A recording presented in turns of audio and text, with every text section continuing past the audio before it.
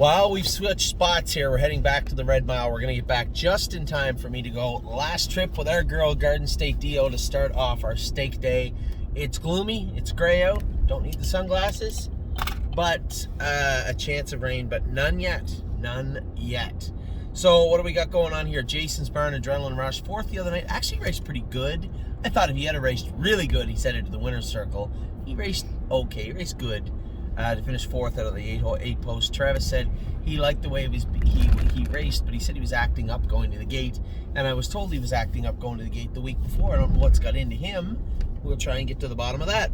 Blue Bayou Dio is racing here today. She just was so good 2 weeks ago when we raced her. Trained awesome again the other day. Just really impressed with this filly top to bottom. Bomb Hugger, pretty hard not to be impressed with them. Actually, both these fillies remind me a lot about one another. Very impressed with Blue Bayou Dio, but Bomb Hugger's already become a professional, and she looks very, very good. Confederate Cruiser doing good things on the fairs. So-so on the Buckeye circuit, but pretty good on the fairs. Duke Dio, I told everybody, this is my horse to watch for the fall. Now, obviously, we have Bomb Hugger. We have Sweet on Pete, and horses that are doing great things for us right now. A horse that I think could be next that might shock you might be Duke Dio.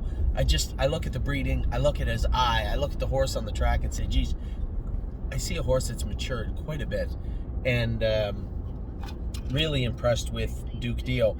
Eyes of 10 will be out. Yeah, probably going that way, right? Yeah. So you got to get in the left lane where it says turn left. No, it's telling me to go right. Oh, sorry, around. Yeah. So Eyes of 10 will be out until probably December 1st. We'll bring her in. I want to give her all the time in the world to grow up, have her shoulders fill out, just have her joints cool down. I think she could be a very good filly. She's always going to brush her knees and interfere a little bit, but lots of horses do. You know, it was funny. Kirby bought a brand new set of boots for Slim Jimmy, or got a new set. Brand new last night. Slim Jimmy's just about as clean gaited as you could see. When he's going, he touched that elbow and made a break, but when you watch him going, he just looks beautiful, doesn't he? Both of those boots had marks on them, up and down, both boots, almost evenly, like somebody just took an SOS pad, went like that on both boots. Is he just brushing himself? So if we can get Eyes of 10 to that point, I think she could be be the filly we bought her to be last year. Mentally, no problem, 100% mentally. She understands what her job is. Truthfully speaking, her body failed her mind this year, and I think if we can get her mind and her body in sync in 2022, we could have a very nice trotting filly. We skipped over some horses here. No, we didn't. Grace is entered for the gold next week. Got her healthy now, got her trained up. This week, James said she trained very well. We're going to have the vet keep a very close eye on her this week. Now, she had a lot of mucus, a lot of redness and crap going on when she made a break at Grand River, but the reports I'm getting out of Ontario is she's completely recovered and looks really good heading into next week's race. Granite Hill, again, you guys know the story of Granite Hill. We're going to give him lots of time off until he comes back. I guess he's turned out. He doesn't really need to be on Jason's list. He's turned out until, same thing, December 1st. Hill of Magic, I think she'll make it back as a sophomore pretty easy, but she's going to need some stall rest first. I suspect a good 8 to 10 weeks in the stall, probably another 6 of swimming. What we're looking for is that coffin bone, the density in that bone to heal up perfectly. You can see that on the x-ray. She obviously fractured her coffin bone in her last race.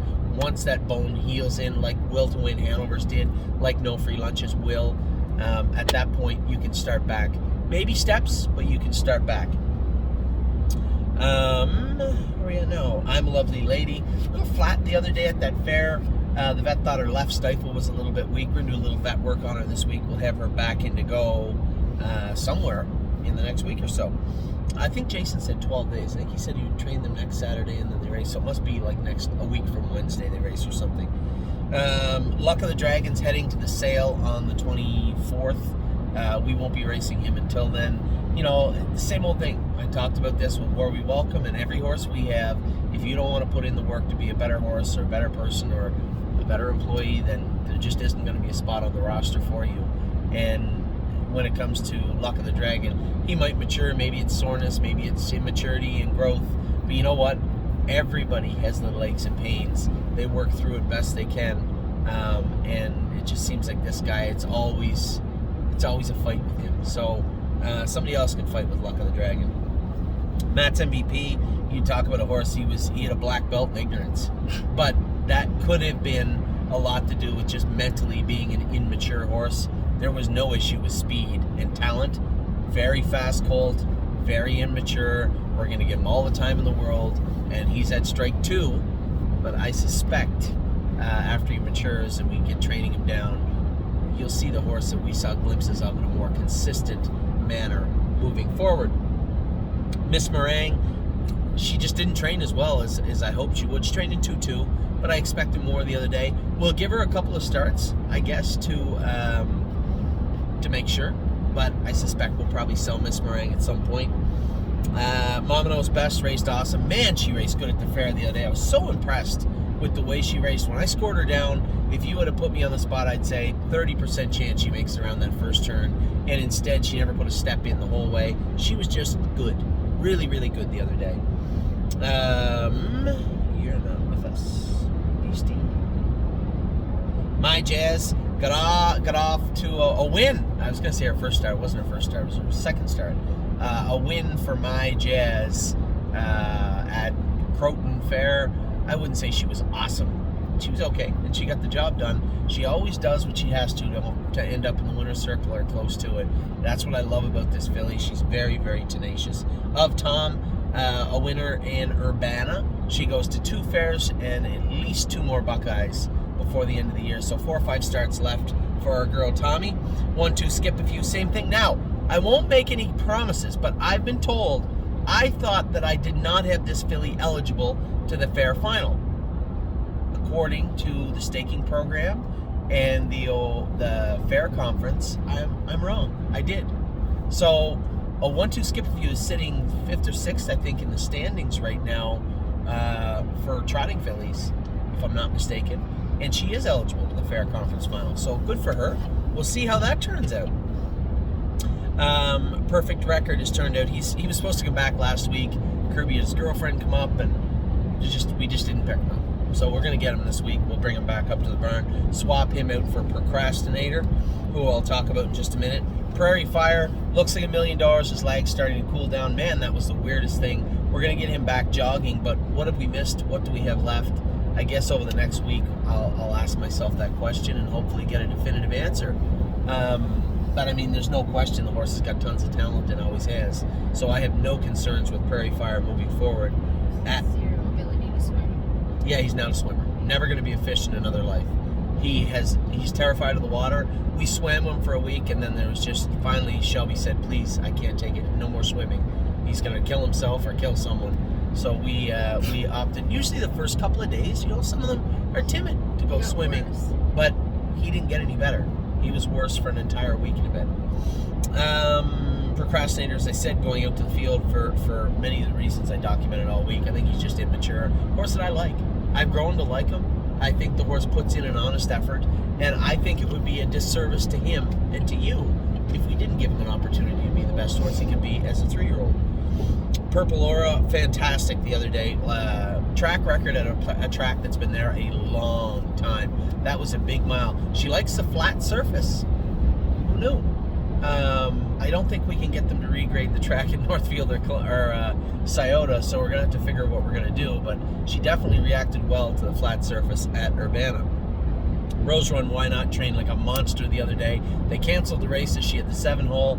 They redrew it. She got the rail now. So who knows what will happen this week with our girl Rose Run Why Not.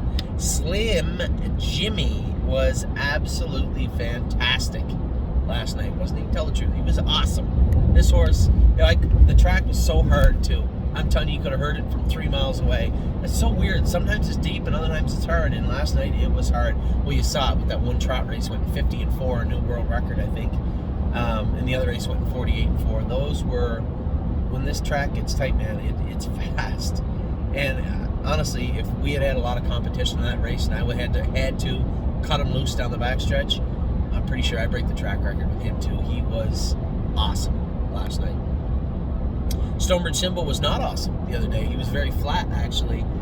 He goes through those phases, right? He's just not, when he's not awesome, he's just okay. finished 4th. Hopefully we'll build on that in the coming week. Sweet Ambitions, Ricky Bobby, Jason Ryan ran over a wheel with her the other day. It happens.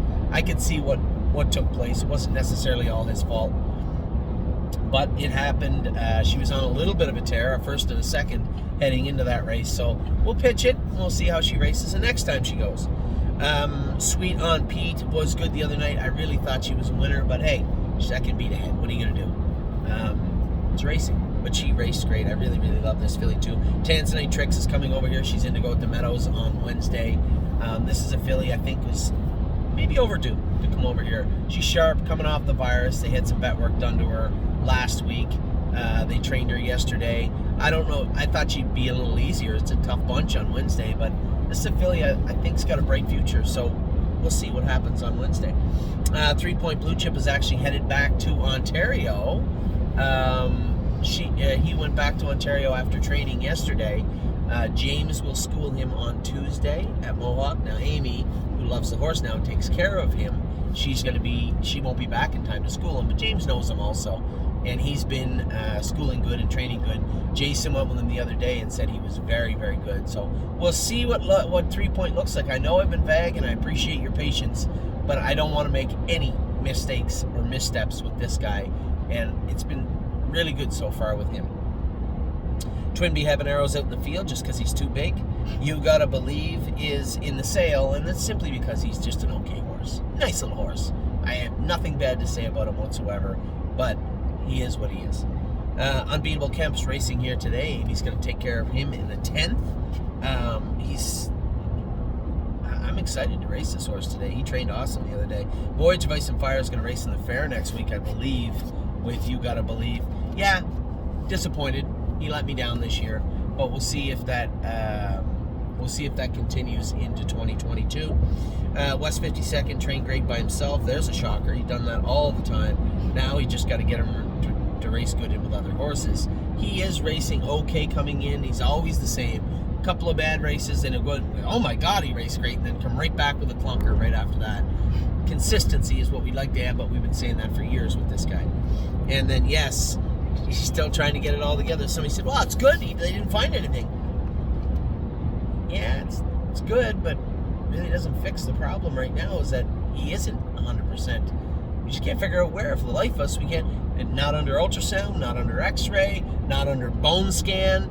We can't figure out physically speaking what the hell is going on with this horse, but he did qualify in 57. So we'll see. I think we're just going to have to... What's that? Maybe it's a muscle. Yeah, it might be. You know, maybe we do bring in a chiropractor. That's something we could look at with this guy. Something's got to give. The speed is there. The attitude's always been there. Is it shoeing? Is it something weird? We're just going to have to tinker around until we get him right, but we will get him right. So that is Jason's barn. I have now finished all your videos. It should say 150 feet, honey. That is all your videos. They're all done now. Off to the races. I will talk to you all soon.